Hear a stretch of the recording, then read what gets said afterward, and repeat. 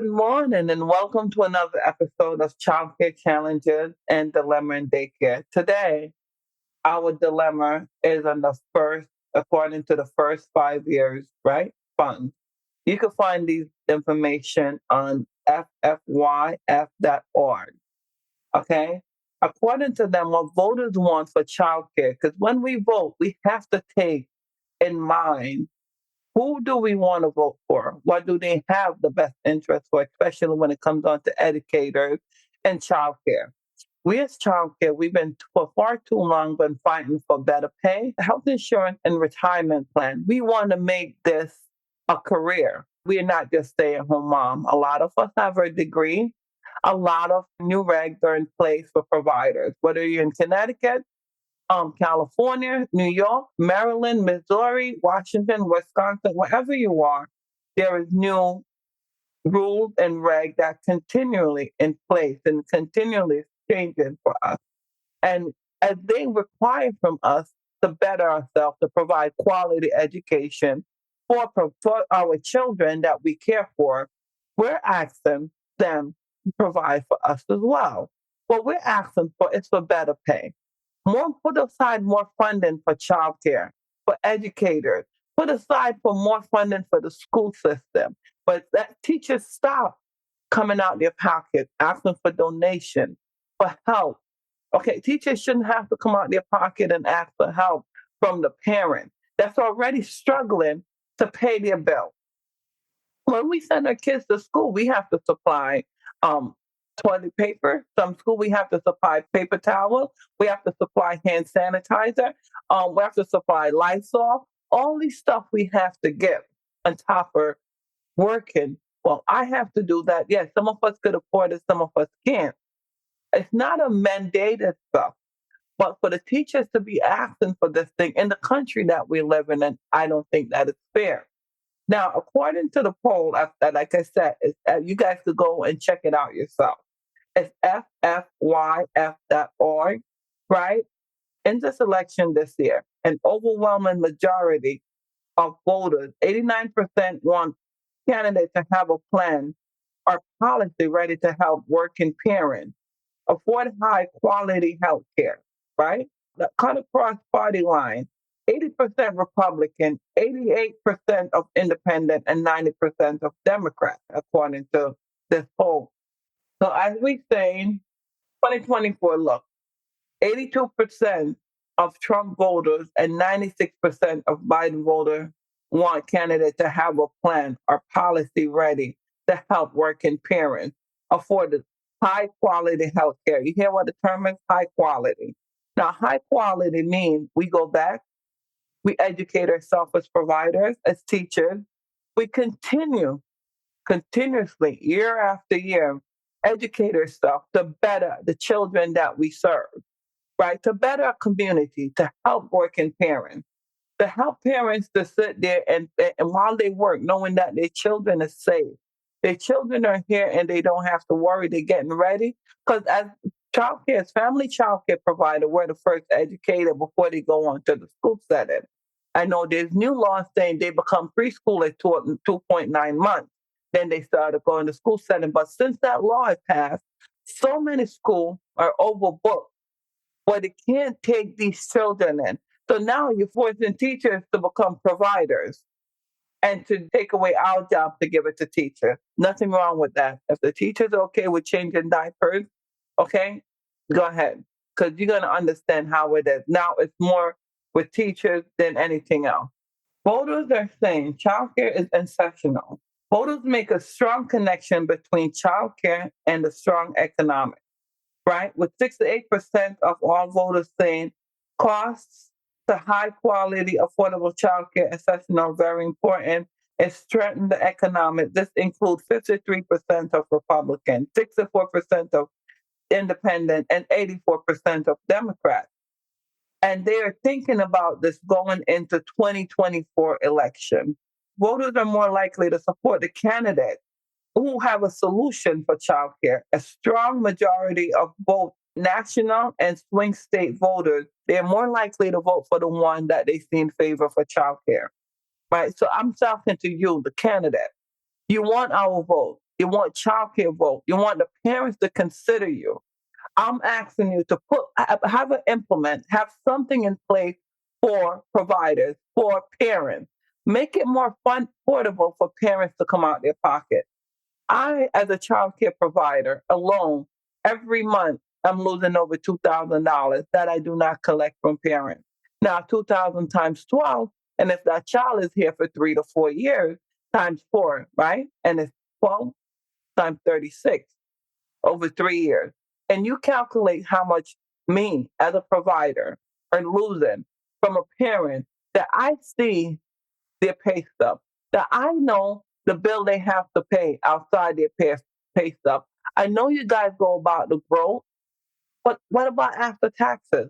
What about paying the light? What about putting food on the table? What about, yeah, you may say some of them get food stamp, but food is so expensive that you go to the store with $1,000 in food stamp and come out with nothing and still forget stuff. You go to the store with $100 and walk out with anything. What about that? And it's not every parent get $1,000. Some parents get $100, $200. And even though some of them are two-parent household, they still suffer. They too busy working 2, 3 jobs just to provide. And still can't afford childcare. I have a parent that had to disenroll her child because she's like, listen, my rent went up. My car note went, my mortgage going up. My light, I'm behind on my light. And I'm not getting care for kids. I'm not getting state subsidy. I'm not getting anything. So what I have to do, I'm sorry, childcare has to go. I will have to put my child somewhere, ask around to have someone watch my kids. Now, is that what we want for our parents that working, that putting tax into the system, that have to choose between childcare and putting food on their table? I'm talking to your providers. Be mindful of who you vote for.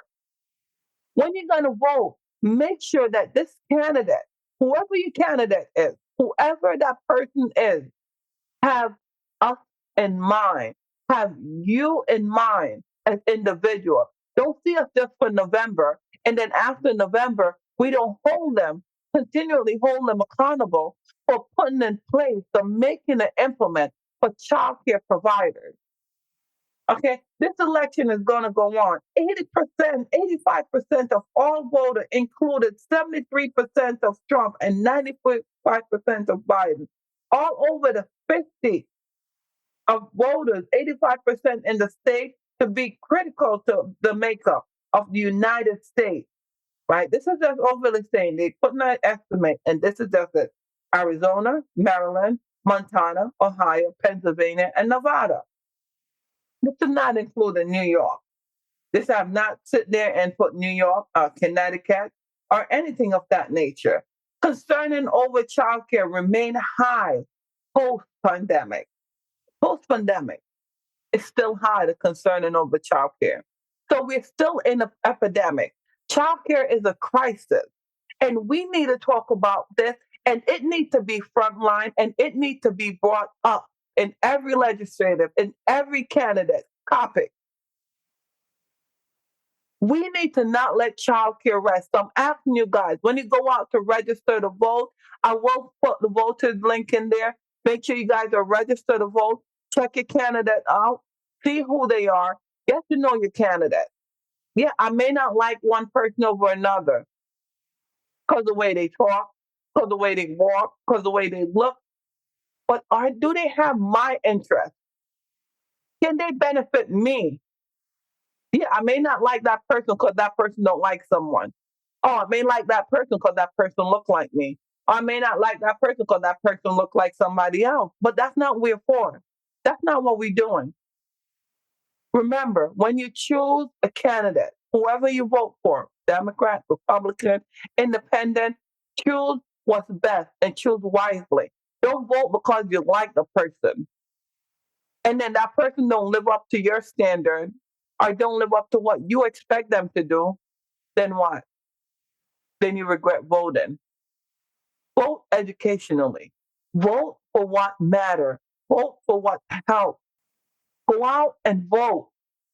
Be at that line. Get to know your candidate. Show up at those polls. They have early registration. Vote. Find out. Go to your local town. Go to your local post office. I don't care where you get the registration, the card registration to vote. Vote. But when you're going to vote, make sure that you're voting for the right person. I would like to take all my listeners that's out there. I want you guys to sit there and think about whether you're retired, you have grown children, grandchildren, no children, nieces and nephews, cousins, brothers, auntie. I want you to sit there and reflect on the time even you yourself was a child and needed that childcare and your parent had to work. How was it for you? How was it for you then? Some of us may have aunt, uncle, go around, have this person watch us. And what happened? A lot of stuff that's not been talking about. But these people that you put your aunt, your uncle, your nieces and nephew to watch, but a lot of you guys were abused, whether it's physically, mentally, emotionally, or psychologically. Why not have a certified childcare provider that you could be held accountable, right? A trusted provider. Why not hold these candidates to put more funds into childcare? And that's what I'm saying. When you guys go out and vote, vote for what matters. Vote for childcare. Vote for who have education in place. A lot of us may look and say, you know what? I don't have any kids. I don't have any childcare, so why should I vote? That don't matter. That don't count to me. Think about your daughter. Think about your niece. Think about your nephew, your brother, your sister. A matter of fact, think about the lady next door that leaving her kids in the car so she could go run and get a job, do a job interview. And if they have that childcare setting in place, then they could leave the child like, listen, you know what? I'm have some job interview. Watch the kids for me. But unfortunately, some part of the state, the government won't give you childcare if you're not working, so you could go out and find a job. If you're not working, they're not giving it to you. So what do you expect those parents to do? How do you expect those parents that are looking for a job, that don't have anyone to watch their kids, that don't have that mom, that aunt, that neighbor to watch their kids? And as a matter of fact, would you trust any and anyone with your pet? You have a dog, a cat, a snake, bird, fish, anything. Would you trust any and anyone with your pet? If you guys wouldn't trust any and anyone with your pet, why trust any and anyone with our children? Why not hold our candidate accountable to say, listen, we need you to put more funding, to put education, to put childcare first. We need you to see what they see. We need parents to be able to afford childcare. We need to not let a mom have to choose between, you know what, let me pay the rent or let me try and go to a job interview. You know what, let me leave the baby in the car for a quick second because the job interview is going to be a half an hour. No child should have to be in a car setting by themselves while we have so many providers across the state that is willing and more than happily accepting those children. But the mom is saying, I can't afford it. Why? Why are we living in a state, in a country that's supposed to be the richest, one of the richest country on earth? And our children, our education system is failing our children. Our childcare system is failing because parents have to choose. So I'm begging you, my listeners, I'm begging you guys out there, go out, vote. Have a say so, providers. I know, I don't care what language you speak. English, habla español, uh, Chinese, I don't care what language, it matters. At the end of the day, we are for one purpose and one goal. Yes, we want tax incentives. Yes, we want a tax cut, a tax credit. We want all this. Yes, we want a better school system. But if those teachers are underpaid and overworked, I bet you, I guarantee you, their child is not getting the quality education that they deserve. It's burned out. Those teachers are burned out. Those providers are burned out. I speak to providers that's telling me I have no insurance, no health insurance. I make too much and I have to choose between paying my mortgage and paying the health insurance. Oh, I'm diabetic. Oh, I have high blood pressure. I have high cholesterol. Oh, you know what? My kids are asthmatic, but I can't afford it because the state tell me I'm not qualified for the state insurance. So we need to fix this. We need to fix this for the other generation that want to do childcare. We need to make this a career and not just a job. We need to show future providers that listen, you can make it in this. And it start with us older providers and new providers to pave the way for those younger generations. We're not going to sit back and let childcare go back and burn and be a thing of the past. It will never be a thing of the past because childcare is important. And we need to hold whoever candidate that we're going to give our vote accountable, not just in November when November is over, but we need to send letters. We need to go there. We need to let them know. We need to get everyone out to vote. And I'm asking you guys, go out and vote. I'm begging you, vote for this election. I am not for any candidate. I'm for who that's going to benefit me, my industry, my childcare industry, the children of the future. Too many children are suffering. Too many children are without childcare. Too many children get abused and hurt. I'm not saying they don't get abused and hurt in childcare setting. That's not what I'm saying. Don't get me wrong. Don't get me wrong. You do have bad providers as well as good providers. Just like any job, just like anything, you have the good and the bad. That's not what I'm saying. I'm saying we need to put more funding. I'm saying for those good providers, for those 90% of providers that are good, let's make a better way for them. And I'm begging each and every one of you guys, come out this November, vote this November. If you do not have a way to vote, inbox me, email me, and I will find a way to get a voting card out to you. Email me. Send me an email address. My email will be in the link below. And share this podcast with everyone that's there. Like and subscribe and share to my YouTube channel so everyone could hear this. And if you have a story that you want to share and you want to be told, and you're a provider that's just overwhelmed, frustrated, feel like no one is listening to you, feel like there's no way to express how you feel safely, feel like you have to be restricted, my podcast is to let you feel unfiltered. My podcast is to let you be able to say what you have to say, the frustration, the anger you feel of not being paid properly. Yes, I know the biggest issue surrounding we not getting paid. We not collecting from parents. Parents is leaving our daycare, we behind and not able to pay us what we call them. And if we ask them for the family fee or for anything extra than what the subsidy give us, they want to take their kids out. I'm aware of that. And this is why this election is important. You want to stop that? You want to put a stop to family fee? You want to put a stop to parent taking out their child because they ask them for money because they like, listen, I can't afford to pay $60 because I have to pay my rent. I'm a single parent. I got a car. I got a car insurance. I got the light bill. But that $60 hurt when we're looking at it like it's just $60. So instead of staying with you, they're like, all right, let me go to another provider and jump to another provider and another provider. And they hop around providers after providers after providers just to avoid that fee. We want to have stability for these babies. And you want those children long term. You want to be a part of those children's life even after they graduate high school. It's the best feeling. I have kids when I see them graduate high school. I'm like, no, I'm not getting old. You are. This is not happening.